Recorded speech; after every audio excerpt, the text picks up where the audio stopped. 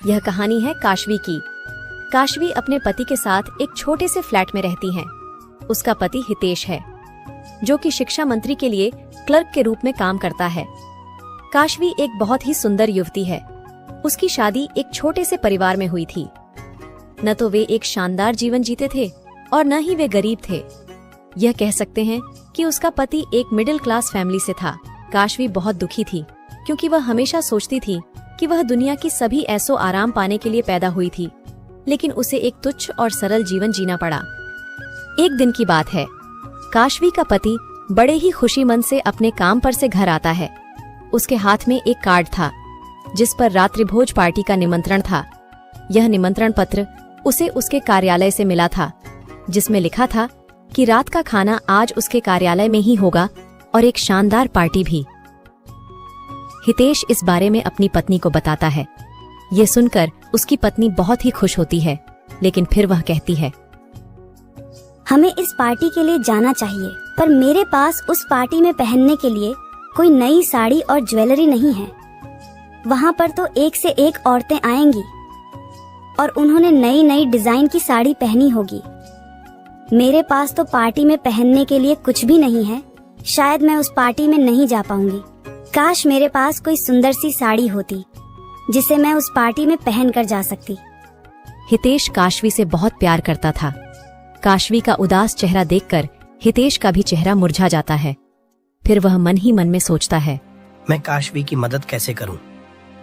काशवी के पास तो पार्टी में पहनने के लिए कोई ढंग की साड़ी नहीं है, लेकिन अच्छी साड़ी लेने के लिए तो काफी अच्छे पैसे लग जाएंगे, और इतने पैसे तो मेरे पास नहीं हैं।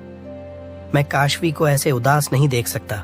मुझे कुछ ना कुछ तो करना ही होगा। तभी हितेश का ध्यान अपने उन पैसों पर जाता है जिसे उसने अपने लिए बाइक खरीदने के लिए जमा किए थे।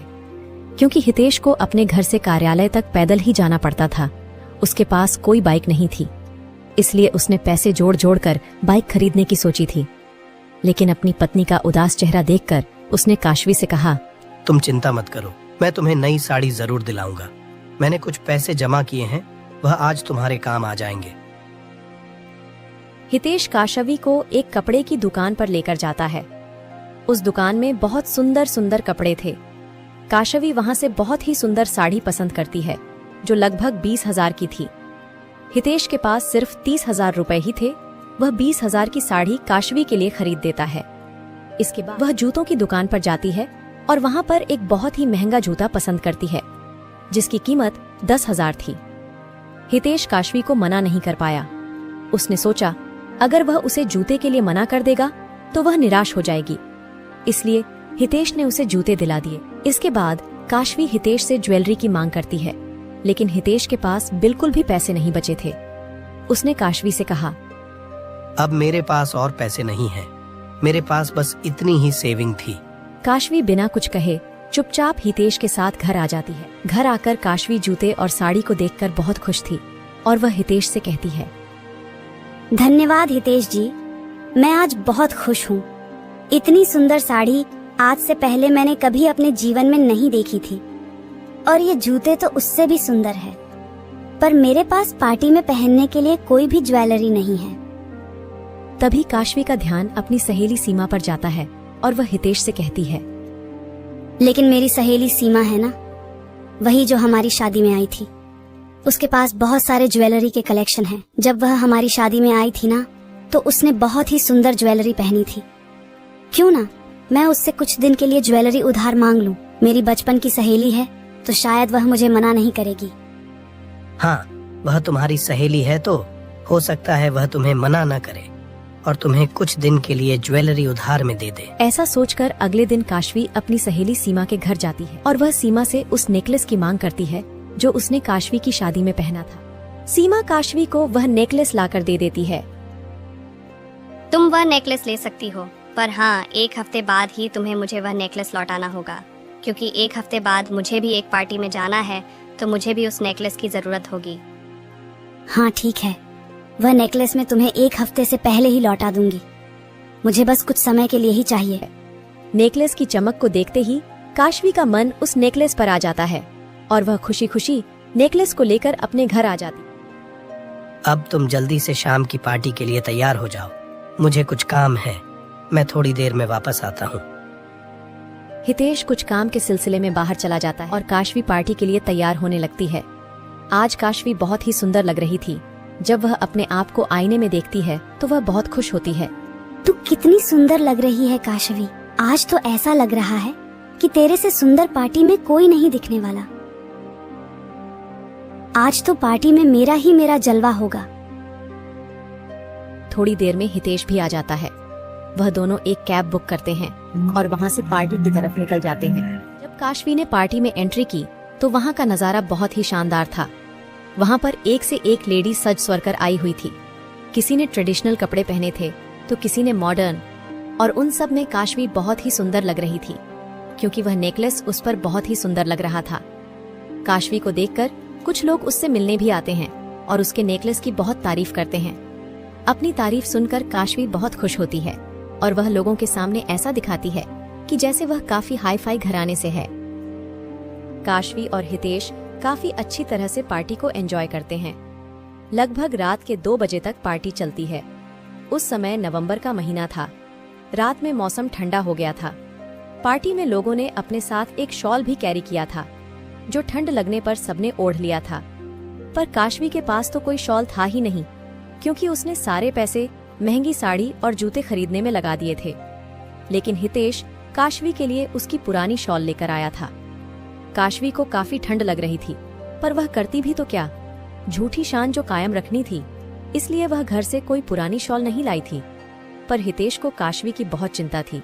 उसने काशवी को उसकी पुरानी शॉल ओढ़ा दी। यह देखकर काशवी तुरंत उस शॉल को उतारकर पार्टी से बाहर आ गई। हितेश भी उसके पीछे पीछे बाहर चला गया।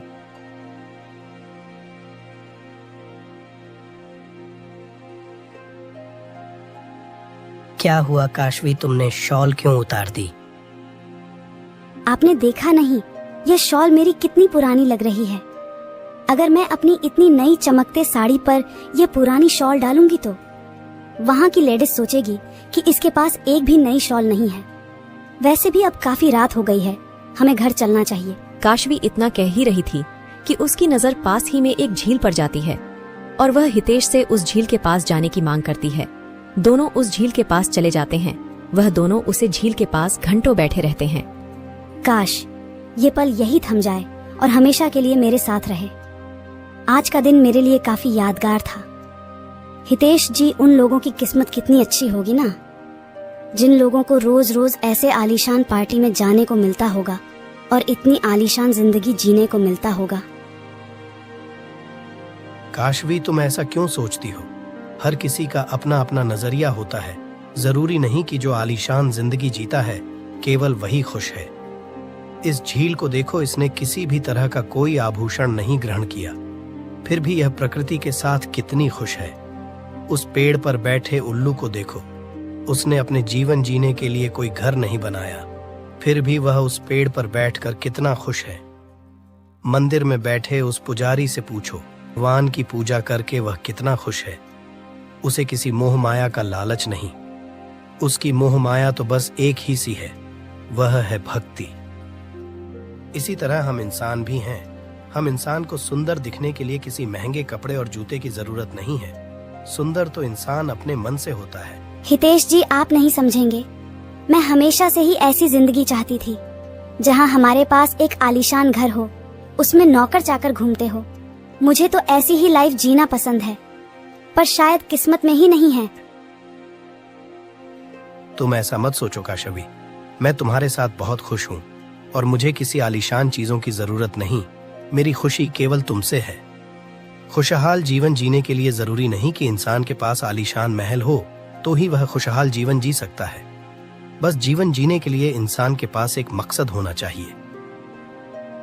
मेरी बात शायद तुम्हें अभी समझ नहीं आई, पर देख लेना, वक्त के साथ साथ एक दिन यह बात जरूर समझ जाओगी।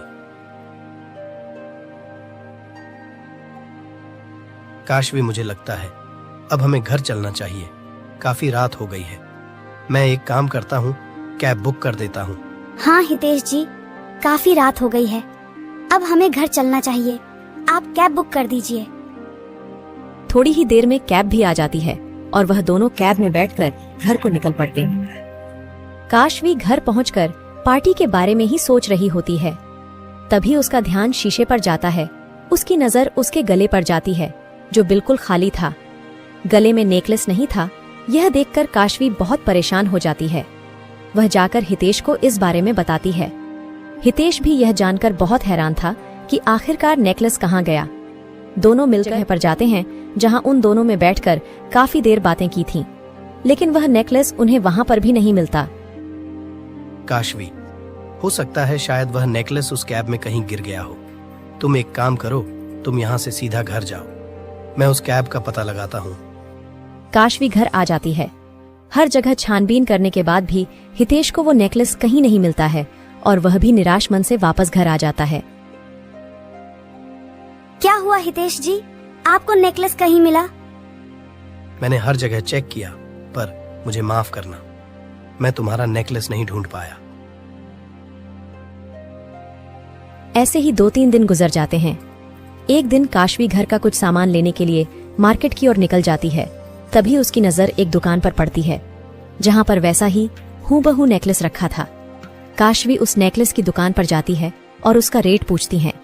उस नेकलेस की कीमत जानकर काशवी के होश उड़ जाते हैं। हे भगवान, 2 लाख रुपए, इतना महंगा? 2 लाख में तो कभी जिंदगी में इस नेकलेस को नहीं खरीद पाऊंगी। अब मैं क्या करूं? अगर मैंने सीमा को नेकलेस वापस नहीं किया तो मेरी बहुत बेइज्जती होगी, और वह भी पता नहीं मुझे क्या क्या भला बुरा कहेगी। कहीं अगर उसने यह सोचा कि मैंने उसका नेकलेस छुपा लिया है और मैं उसे देना ही नहीं चाहती तो हे भगवान, अब मैं क्या करूं? काशवी घर जाकर हितेश को सब बताती है। हितेश जी, अब मैं क्या करूंगी? मैं सीमा को क्या मुंह दिखाऊंगी? अगर उसे पता चला कि मैंने उसका 2 लाख का नेकलेस गुम कर दिया है तो? हितेश जी, कहीं उसने मुझे 2 लाख रुपए की मांग की तो मैं कहां से लाऊंगी? काशवी की बातें सुनकर हितेश भी बहुत परेशान हो जाता है। ऐसे ही 1 हफ्ते बीत जाते हैं और एक दिन काशवी को सीमा का कॉल आता है। सीमा कॉल पर उस नेकलेस की मांग करती है। यह सुनकर काशवी बहुत परेशान हो जाती है और वह हितेश को बताती है। फिर दोनों काफी सोच विचार करते हैं और अंत में वह एक परिणाम पर पहुंचते हैं। उसने जैसे तैसे करके रिश्तेदारों से उधार लेकर 1 लाख का इंतजाम किया। बाकी 1 लाख रुपए के लिए उन्हें अपना घर बेचना पड़ा। अब हितेश और काशवी के पास 2 लाख रुपए हो गए थे। वह 2 लाख रुपए को लेकर दोनों उसी ज्वेलरी शॉप पर जाते हैं और वहां से नेकलेस खरीद लेते हैं। काशवी ने कभी नहीं सोचा था कि उसे इस नेकलेस की इतनी बड़ी कीमत चुकानी पड़ेगी। काशवी उस नेकलेस को लेकर सीमा के घर पहुंचती है। काशवी, मैं तुम्हें बता नहीं सकती मैं कितना परेशान हो गई थी। मुझे आज रात में ही पार्टी में जाना है और मेरे पास मेरे ड्रेस के मैचिंग का बस एक यही नेकलेस था। सीमा, ये लो तुम्हारा नेकलेस। सीमा, अब मुझे चलना चाहिए, मुझे देर हो रही है। पर तुम इतनी जल्दी क्यों जा रही हो? थोड़ा मेरे साथ बैठो तो सही। नहीं सीमा, अभी मुझे बहुत जरूरी काम है, मैं फिर कभी आऊंगी। इतना कहकर काशवी वहां से चली जाती है। अब काशवी और हितेश के पास इतने पैसे नहीं थे कि वह उस शहर में रह सके, इसलिए वह शहर को एक गांव में आकर बस गए थे और वहां पर एक छोटी सी झोपड़ी में रहना शुरू कर दिया था। दूर रहने की वजह से हितेश का काम भी छूट गया था। उन्होंने वहीं गांव में काम करना शुरू कर दिया। काशवी और हितेश के ऊपर 1 लाख का कर्जा हो गया था, इसलिए अब काशवी को भी बाहर काम करना पड़ता था। ऐसे ही दिन गुजरते गए।